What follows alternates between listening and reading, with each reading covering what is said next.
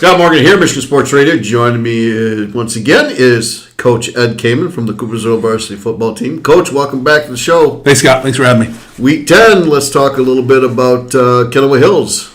Yeah, it was a great game. It's really happy for the kids. You know, they just played so great. I look back on it, and it's like one of those situations where I thought we just played really well in all phases. Yeah. Special teams, defensively did a great job, limiting a really, really powerful offense.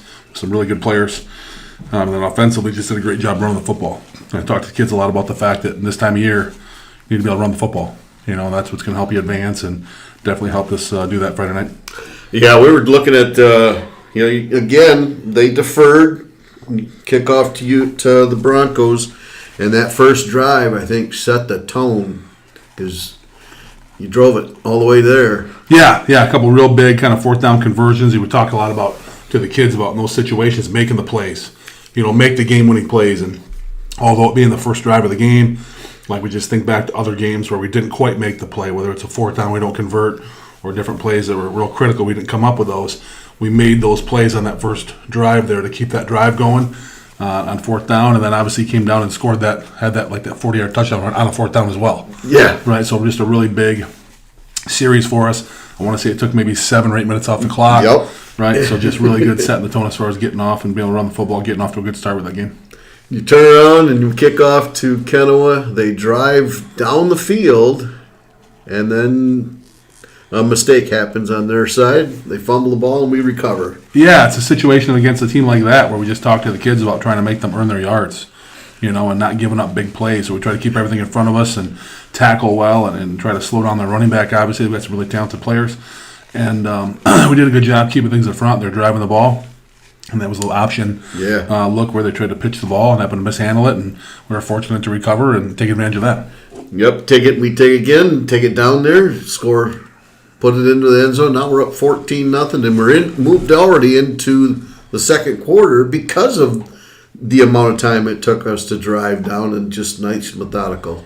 Yeah, I thought just can't say enough about the kids up front and the fact that we're able to run the football and keep us on schedule with down and distance, being in those situations where it's 3rd and short or 4th and short, where you can convert those and keep the chains moving and keep your offense on the field.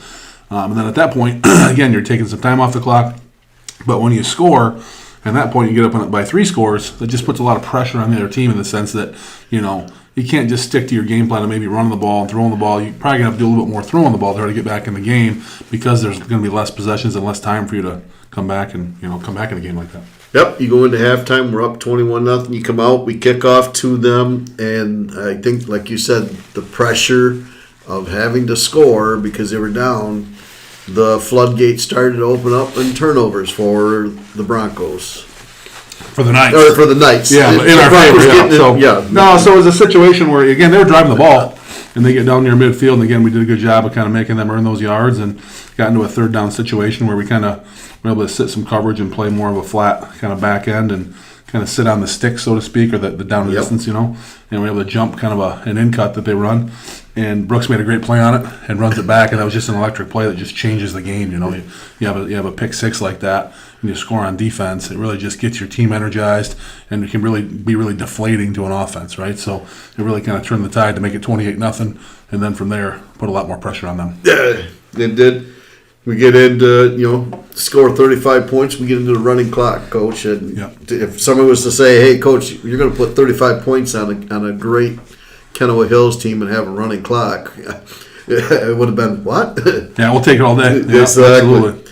So you get out of there, you end up winning 42-7. I mean, like you said, both aspects of on the ball and special teams, everybody worked well. Probably, like you said, the best game I've seen so far this year has played as one unit. And, so again, so congratulations on that. We get out of there. Then we'll be back after this, and we'll talk a little bit more about our next opponent, East Grand Rapids.